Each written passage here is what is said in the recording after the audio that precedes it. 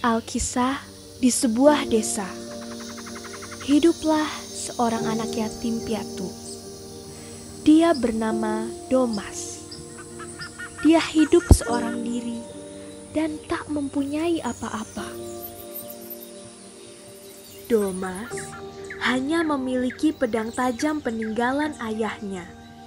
Dengan pedang itulah, Domas membuat tongkat berbentuk ular yang selalu dibawanya ke hutan untuk mencari ranting dan kayu bakar. Suatu hari, ketika Domas pulang dari mencari kayu bakar, alangkah terkejutnya dia.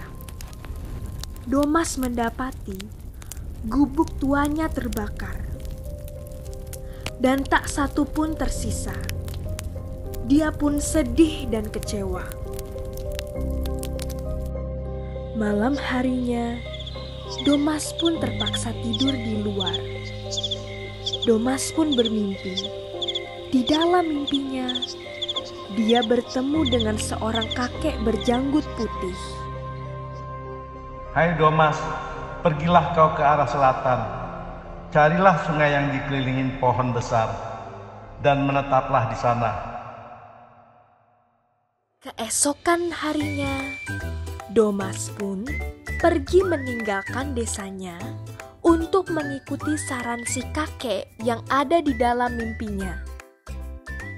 Setelah sekian lama mencari, tibalah Domas di sebuah tempat. Setelah mengamati dan berpikir cukup lama, dia pun akhirnya yakin kalau tempat ini adalah tempat yang dikatakan oleh si kakek. Tempat ini sepertinya sesuai dengan yang dikatakan si kakek semalam.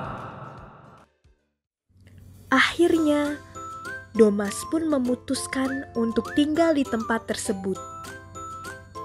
Dia pun lalu membangun sebuah pondokan sederhana. Di tempat barunya, Domas pun mulai berkebun dan mencari ikan di sungai. Setiap hari, Domas membawa hasil berkebun dan menangkap ikannya ke pasar untuk dijual. Dari hasil berkebun dan kerja kerasnya, Domas pun akhirnya mampu membangun rumah yang besar dan kokoh. Selain itu, Domas pun sangat rajin berlatih bela diri dengan menggunakan pedang dan tongkat ular miliknya.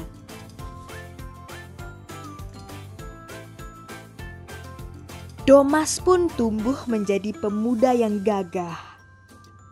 Dia dikenal akan kebaikan, keramahan, dan kesaktiannya.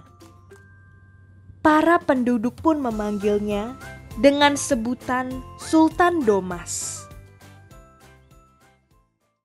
Pada suatu hari, 5 orang pencuri memasuki rumahnya saat dia sedang pergi ke pasar. Mereka pun mengambil pedang dan tongkat ular miliknya. Saat mereka hendak kabur, mereka pun terkejut. Seekor ular besar dan beberapa ekor buaya tiba-tiba saja menghadang mereka. Dengan perasaan takut, kelima pencuri itu akhirnya berlarian kembali menuju rumah Sultan Domas. Sultan Domas yang baru saja sekembalinya dari pasar mendapati kelima pencuri berlarian ke arah rumahnya.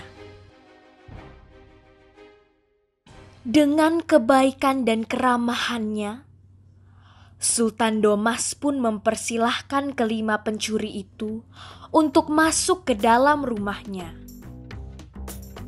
Mari masuk, kita bersantap bersama.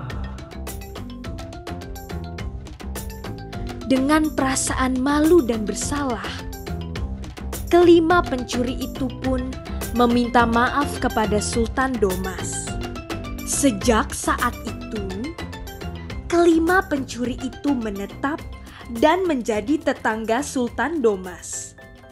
Mereka pun bertobat dan menjadi petani yang rajin. Mereka pun menamai tempat mereka dengan sebutan Y Sekampung.